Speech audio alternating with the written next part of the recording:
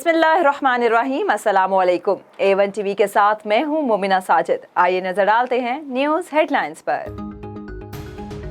Multan Sukkur motorway पर अलमनाक traffic हादसा, बस और आयल टैंकर में तसादुम से 20 मुसाफिर जान की बाजी हार गए, 6 जख्मी हो गए।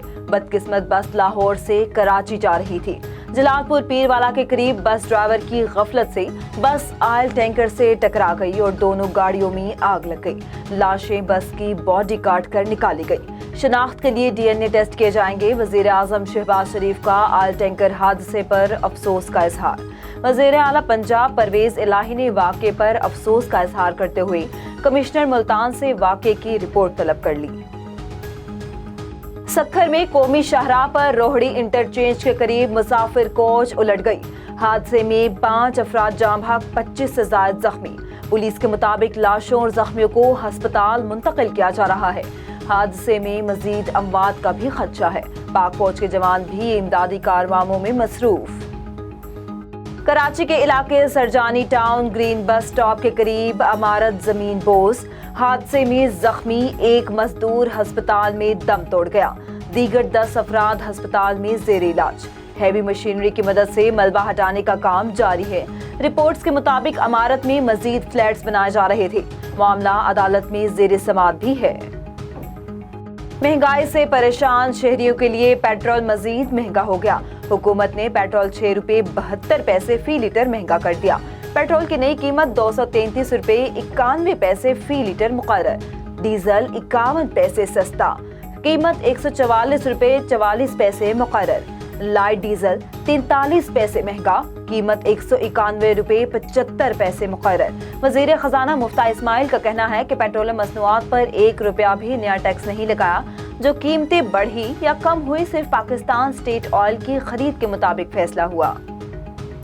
नवाज शरीफ ने अपनी ही हुकूमत का पेट्रोलियम कीमतें बढ़ाने का फैसला मुस्तरद कर दिया। मरियम नवाज ने ट्वीट लिखा कि मियां साहब ने फैसले की सख्त मुखालफत की और यहाँ तक कह दिया कि वो मजीद अवाम पर 1 पैसे का बोझ नहीं डालेंगे।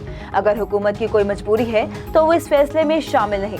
उधर रहनुमा तहरीके इंसाफ फवाद चौधरी ने मरियम नवाज के ट्वीट पर रद्द-ए-अमल कर दिया कि पूरा खानदान ही ड्रामा है। हुकूमत से तवक्को रखना कि वो फैसला साजी में अवामी मुफाद सामने रखेगी महज खाम ख्याली होगी।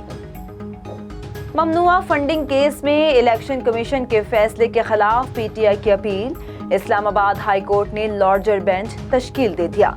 समाअत 18 अगस्त को होगी। वकील अनवर मसूद ने दलाल दिए कि तहरीके इंसाफ ने जिन अकाउंट्स की मालूमात फराहम की वो फैसले में मौजूद ही नहीं।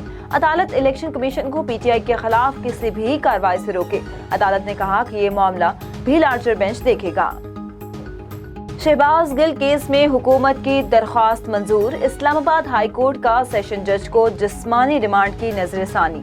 दरख्वास्त दोबारा सुनने का हुक्म।